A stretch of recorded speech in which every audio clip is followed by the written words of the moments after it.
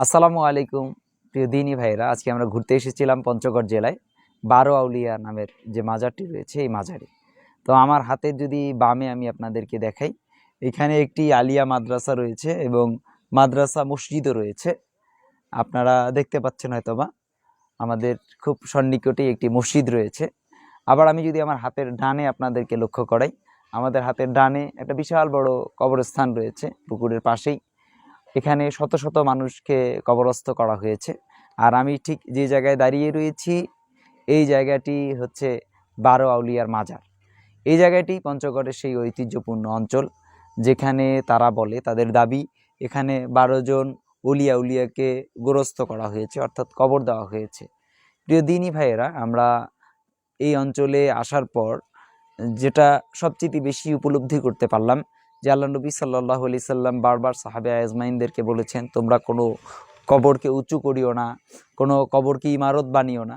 কিন্তু রসুলুল্লাহ সাল্লাল্লাহু আলাইহি সাল্লামের এই হাদিস কিন্তু পার্শ্ববর্তী মাদ্রাসা আলিয়া মাদ্রাসায় দার্স দেওয়া হয়, কিন্তু দেখেন তার পাশেই বিশাল বড় আকারে একটি মাজার নির্মাণ করা হয়েছে, যা কিন্তু ইসলামী আকিদা মানহাজের দিক থেকে পরিপূর্ণ পরিপন্থী।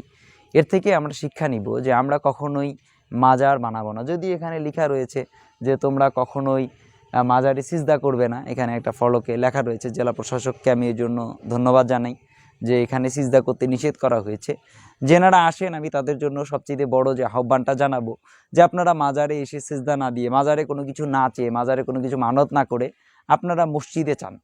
কেননা মসজিদে আল্লাহ রাব্বুল আলামিন আপনি সিজদায় যা চাইবেন তাই আপনার দোয়া কবুল করবে। প্রিয় দিনী ভাইয়েরা, আমাদের এই জন্য প্রথম করণীয় হবে যে আমরা কখনোই মাজারে চাইব না। এই মাজারে যেরকম মানুষরা শুয়ে রয়েছে, তারা যেমন মৃত্যুবরণ করেছে, ঠিক অনুরূপ পাশে যে আমি গোরস্থানটি দেখালাম, গোরস্থানে যে মানুষগুলো রয়েছে তারা কিন্তু সেম একই, তাদের কারো কোনো কিছুই করার নেই। আমরা দেখব যে বাংলাদেশে অনেক মাজার রয়েছে যার পাশেই ভিক্ষুক ভিক্ষা করছে বাইরে দাঁড়িয়ে, কিন্তু ভিক্ষুক কিন্তু মাজারের অলিয়া উলিয়ার কাছে কোনো কিছু চাচ্ছে না, টাকা পয়সা চাচ্ছে না, কোনো কিছুই চাচ্ছে না। চাচ্ছে কোথায়? মাজারের পাশে থাকা যে লোকগুলো রয়েছে তাদের কাছে চাচ্ছে।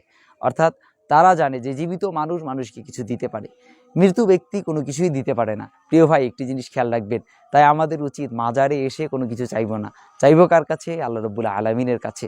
কেননা বান্দাকে কোনো কিছুই দিতে পারে একমাত্র রাব্বুল আলামিন। আল্লাহ ছাড়া কেউ কাউকে কোনো কিছু দিতে পারে না। প্রিয় ভাই, এতটুকু মেসেজ আপনাদের কাছে পৌঁছে দেওয়ার জন্য আমাদের এই ভিডিও বার্তাটি।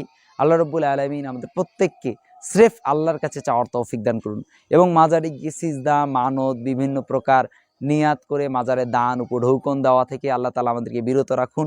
কেননা এটা শিরিক। শিরিক কখনোই মানুষকে জান্নাতে নিয়ে যেতে পারে না, বরং শিরক করলে বান্দার জন্য জান্নাত হারাম হয়ে যায়। আল্লাহ তাআলা কুরআনুল কারীমের মধ্যে বলেছেন যে কোনো ব্যক্তি যখন শিরিক করে, কদ হাররাম আল্লাহু আলাইহিল জান্নাহ, আল্লাহ তার জন্য জান্নাত হারাম করে দেন। তাই আমাদের উচিত আল্লাহ রাব্বুল আলামিনকে রব হিসাবে মেনে নেওয়া এবং তারই নিকট সেজদা করা, তারই নিকট চাওয়া, তারই নিকট নিজের মনের সমস্ত আকুতি পেশ করা।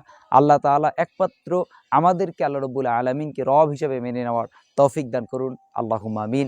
আসসালামু আলাইকুম ওয়া রাহমাতুল্লাহি ওয়া বারাকাতুহু।